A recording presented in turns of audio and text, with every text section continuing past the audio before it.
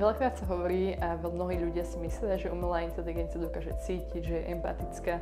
Práve preto, že častokrát nám dáva také odpovede, ktoré vyzerajú, že s nami súcití, že dokáže vnímať to, ako sa my cítime, že pomerne dobre reaguje na naše emócie.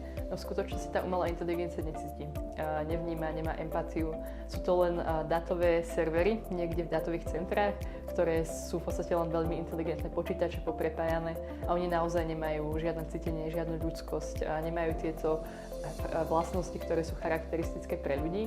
Hoci to tak pôsobí, tak oni sú vytrenované práve na to, aby simulovali všetky tieto ľudské vlastnosti, aby sme trávili na tých chatbotoch, na tých AI nástrojoch čo možno najviac. A to možno veľa ľudí oklame, že niekedy niektorí si s tým tvoria vzťahy, priateľstva a podobne, ale v skutočnosti tá umelá inteligencia nám dáva iba to, čo chceme počuť.